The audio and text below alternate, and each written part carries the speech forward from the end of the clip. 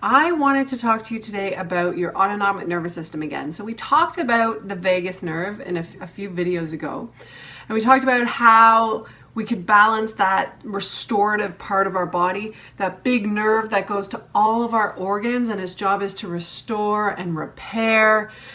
And now we're going to talk about the other part of that autonomic nervous system. So it's the part that sort of jazzes us up. So the vagus nerve and those nerves that go to the facial muscles we talked about, they're really about restoring us, and the emotion that goes along with that when it's balanced, these two systems, is called a state of social engagement. Okay, so hopefully that's a review for you. A quick review. Now we'll talk about the other state.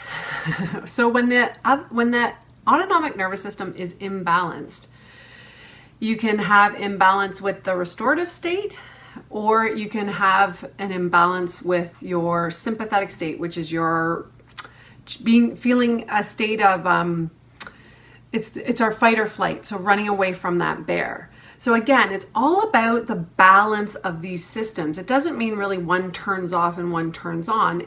They're both going at the same time, but it's all about the balance. Are they in balance? And the way we know we're in balance, the emotion that's connected, as I just said, is a state of social engagement. We can cope with life. We're engaged in life. It doesn't mean it's easy or not hard or whatever. It just means we can cope and we're balanced and our mood is good. And when our autonomic nervous system is out of balance, especially more on the paraside, the vagus nerve, we can have feelings more of depression.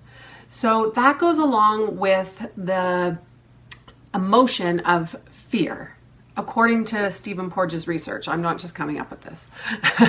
Stephen Porges, the polyvagal theory. So the mood that goes along with that part of the autonomic nervous system needing more balance the most is more a depression. Now, when this state is functioning well, then we don't feel that.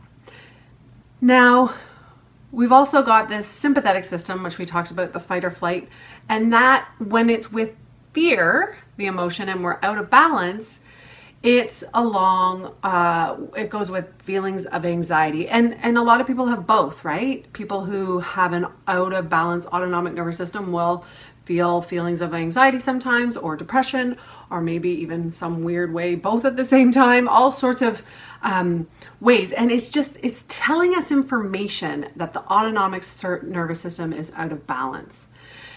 When we're in balance, this more stress state would be really good during sporting activities where we've got that adrenaline going, but we're not in a state of fear.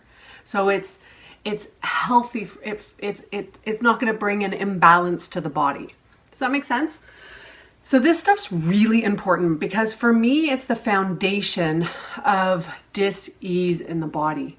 So again, that vagus nerve goes to every organ in the body. And guess what? The sympathetic system, it goes to every organ in the body.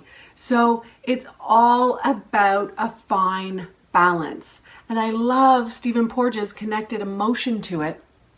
So the with fear, without fear, telling us more information. So we know if we're having those feelings all the time, or we're having chronic issues with our digestion, or we're having chronic issues with pain, or we're having chronic issues of some sort, whether it's mood or in our physical body, or it's diabetes, or it's whatever it is. All those things, those chronic issues, are telling us that this system's out of whack. And so when we have that perspective and we have that understanding that this is part of the cause of these chronic issues, then we can really dial back and say, okay, well, how do I balance it? Guess what?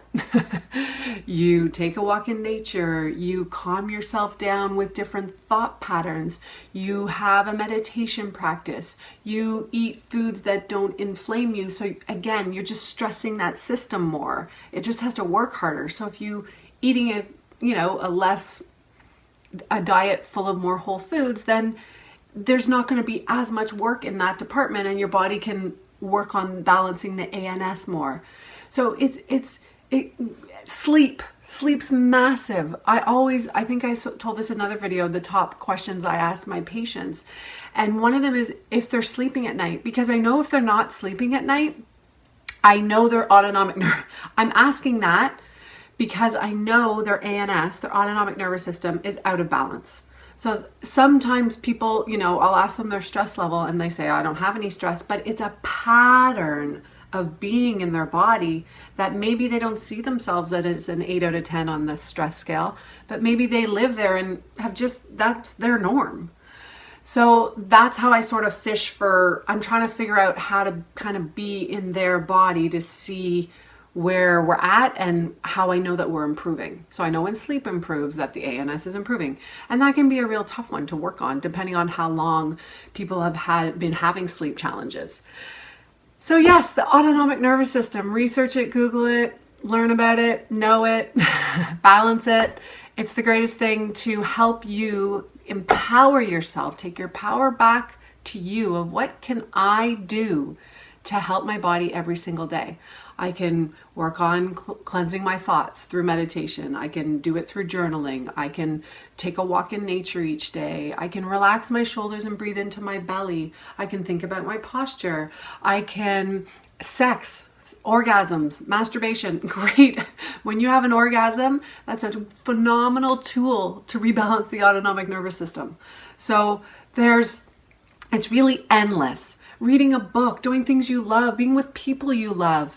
It's really endless, the lists we could make to balance the autonomic nervous system. And maybe I'll make a giant list and that'll be the next video.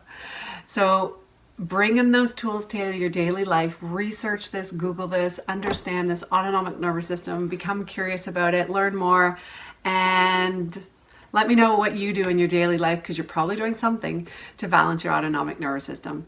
Okay,